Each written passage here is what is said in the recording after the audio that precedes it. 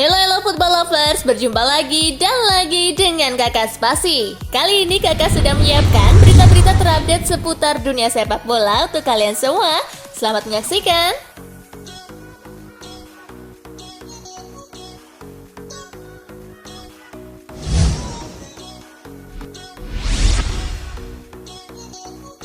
Girona menang 2-1 atas Valladolid. Laga Girona versus Real Valladolid berlangsung di Stadion Montilivi. Tuan rumah mampu mencetak gol pembuka di menit ke-21 lewat aksi Jesus Carvalho. Valladolid menyamakan kedudukan di menit ke-38 lewat aksi Monchu. Memasuki menit ke-88, Girona mampu unggul lewat aksi Oriol Romeu. Tak ada tambahan gol di sisa laga, skor 2-1 untuk kemenangan tuan rumah menghiasi pertandingan. Dengan hasil ini, Girona naik ke posisi ke-9 dengan raihan 7 poin, sedangkan Valladolid tertahan di peringkat ke-16 dengan raihan 4 poin.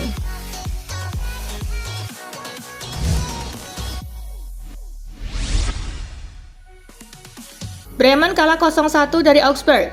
Laga Bremen versus Augsburg berlangsung di Weserstadion. Babak pertama masih berimbang 0-0, memasuki babak kedua tepatnya di menit ke-63, tim tamu berhasil mencetak gol lewat aksi Ermedin Demirovic. Gol tersebut menjadi satu-satunya di laga ini. Dengan hasil ini Bremen pun tertahan di peringkat ke-9 dengan raihan 8 poin, sedangkan Augsburg naik ke peringkat ke-11 dengan raihan 6 poin.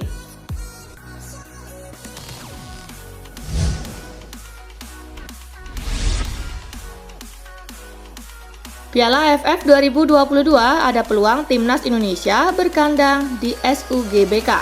Piala AFF 2022 yang akan digelar pada Desember 2022 hingga Januari 2023 mendatang, formatnya adalah setiap tim berhak memainkan 2 laga kandang dan 2 laga tandang di fase grup.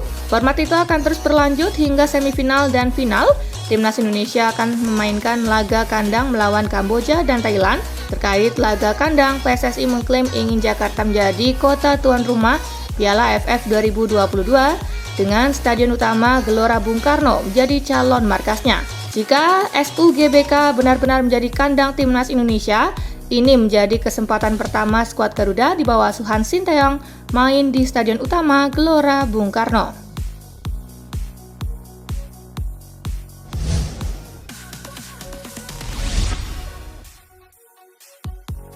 Neville dan Crouch kritik keputusan Premier League tunda laga.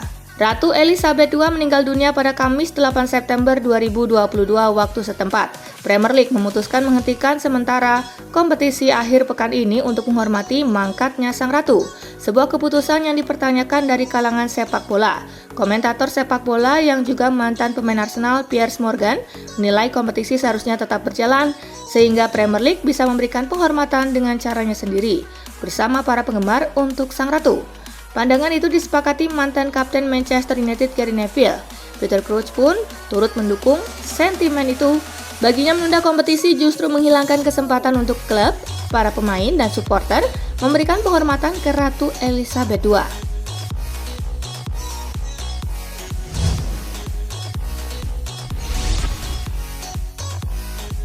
Mbappe dan Neymar rukun-rukun saja. Ada satu momen di laga Paris Saint-Germain versus Juventus yang membuat Neymar kesal ke Kylian Mbappe. Pelatih PSG Christophe Galtier menegaskan insiden itu tak mempengaruhi hubungan kedua pemain. Hubungan antara Neymar dan Kylian sangat bagus dan saya tidak mengada-ngada. Mereka latihan bersama. Mereka sering bersama saat pemanasan. Ujar Galtier seperti dilansir Marca.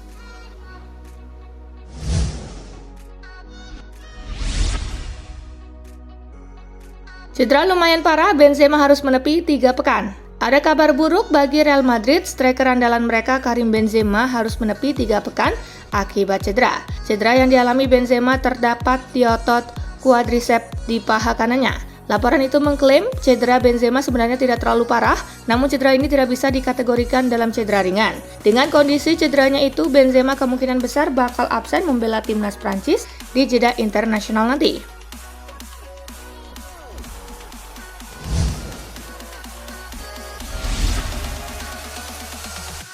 Cadiz versus Barcelona, Xavi kejar rekor Zidane.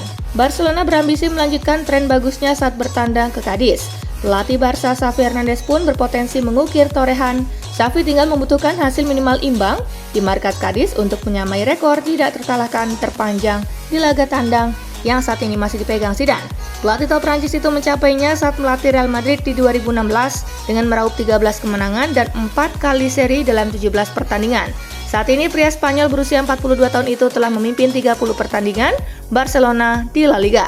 Sebanyak 11 kemenangan dan 5 hasil seri menandai hasil Barsanya Xavi di kandang lawan.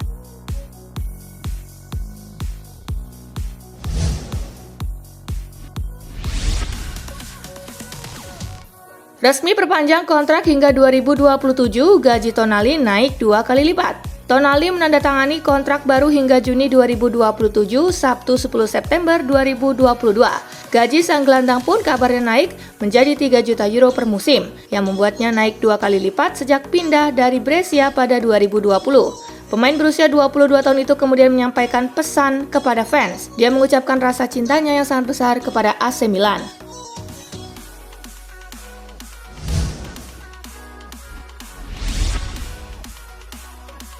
AC Milan versus Sampdoria, Pioli pastikan Divock Origi debut sebagai starter. Origi datang ke San Siro pada musim panas 2022. Akan tetapi, dia tiba dalam kondisi baru pulih dari cedera sehingga belum bugar sepenuhnya. Namun penyerang berusia 27 tahun itu dipastikan bakal mendapatkan start pertamanya bersama Milan. Menurut Pioli, ini adalah saat yang tepat untuk Origi tampil sebagai starter setelah dia bermain beberapa menit pada pertandingan-pertandingan sebelumnya.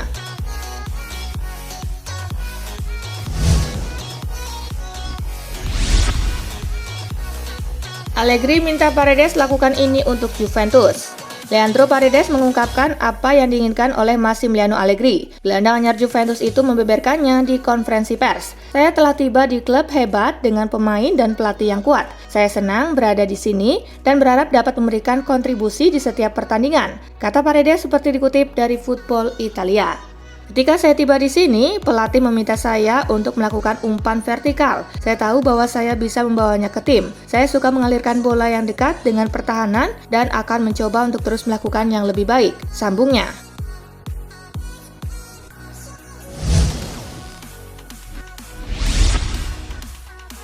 Victor Osimhen absen lama karena cedera, Spalletti tak khawatir. Cederanya Victor Osimhen menjadi kehilangan besar untuk Napoli, namun Luciano Spalletti bersikap tenang karena Partenope masih punya pemain lain yang bisa menutup absennya Osimhen. Penyerang asal Nigeria itu mengalami cedera saat berduel dengan bek Liverpool, Virgil van Dijk, dan tak bisa melanjutkan laga hingga harus ditarik keluar pada menit ke-41. Cedera Osimhen itu ternyata cukup parah. Hasil pemeriksaan lebih lanjut mendiagnosa pemain 23 tahun itu mengalami cedera yang membuatnya diperkirakan harus menepi selama 1 hingga 2 bulan lamanya untuk proses pemulihan cedera.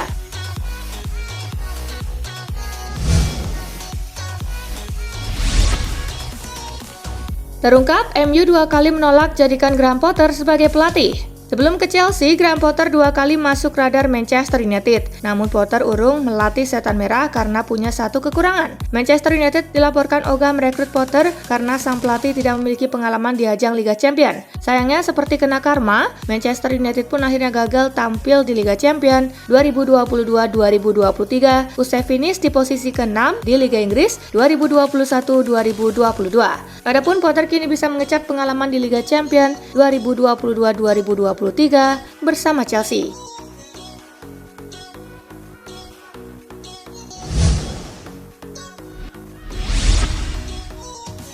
Thierry Henry ungkap kelemahan Erling Haaland dan sebut Kylian Mbappe lebih baik. Pertandingan perdana fase grup Liga Champions pada pertengahan pekan ini menjadi panggung bagi dua pemain muda, Erling Haaland dan Kylian Mbappe, berkat brace yang dicetak keduanya. Keduanya mulai dibandingkan sebagaimana perdebatan siapa yang lebih baik di antara Messi dan Ronaldo. Menurut ex penggawa timnas Prancis Thierry Henry, untuk saat ini Mbappe lebih baik daripada Haaland. Dia juga membeberkan alasan memilih Mbappe dan mengungkapkan kelemahan Haaland. Mbappe bisa menciptakan peluang dan menyelesaikannya, sementara Haaland tidak menciptakan peluang. Dia hanya menyelesaikannya, kata legenda Arsenal tersebut kepada CBS Sport.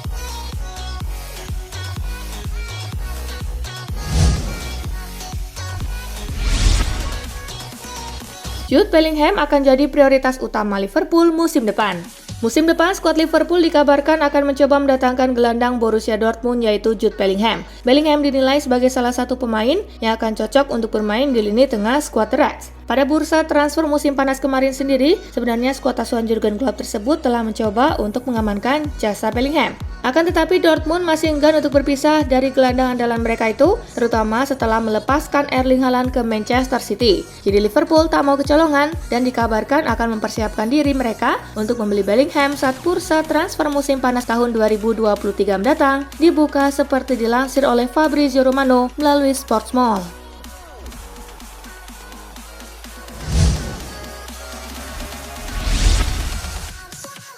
Sedang bagus-bagusnya, trio Gabriel Arsenal malah dicampakkan timnas Brazil. Pelatih Brazil, Tite, mengumumkan nama-nama yang ia panggil dan 2 laga persahabatan September ini. Menariknya, tak ada para pemain Arsenal dalam skuad Seleção terbaru ini. Keputusan Tite kali ini cukup mengejutkan jika melihat bagusnya performa Jesus dan Martinelli bersama Arsenal di awal musim 2022-2023 ini, di mana saat ini The Gunners masih memuncaki klasemen Premier League. Panggilan ini berfungsi sebagai peluang bagi pemain lainnya. Sepak bola adalah tentang menciptakan peluang dan mencetak gol dan soliditas pertahanan. Jika Anda lari dari karakteristik ini, Anda akan kalah, ujar Tite. Titik keseimbangan ini sangat sulit dalam sebuah tim dan kami sedang mencarinya. Jumlah penyerang ini tidak akan ditentukan, fleksibilitas para pemain adalah bagian penting. Lanjutnya,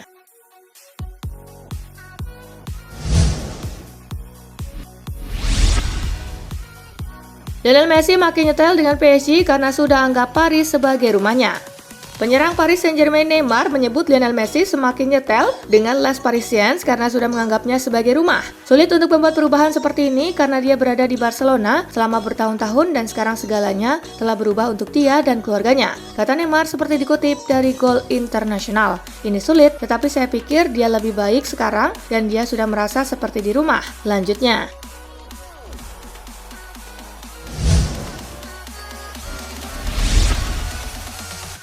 Jordi Alba pendam rahasia di balik frustasi nyaris diusir Barcelona.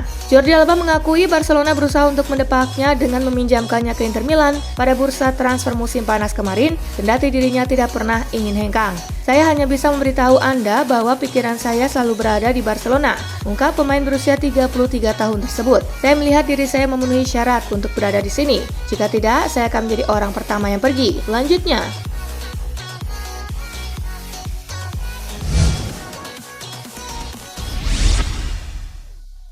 rayakan ulang tahun ke-37, Luka Modric tak tahu rahasianya bisa skuad ini. Bintang Real Madrid, Luka Modric baru saja merayakan ulang tahunnya ke-37 pada 9 September lalu. Meski ia sudah mendekati kepala 4, tidak ada tanda-tanda penurunan performanya hingga saat ini, di mana dia terus menjadi pemain kunci di lini tengah Los Blancos dan kerap kali menjadi penentu bagi kemenangan timnya. Luka Modric sendiri pun juga heran mengapa dirinya bisa begitu kuat di usia 37 tahun, yang mana bagi banyak pesepak bola itu sudah dibilang cukup tua. Saya selalu ditanya rahasianya tetapi saya tidak tahu harus berkata apa, ucap Modric kepada Real Madrid TV.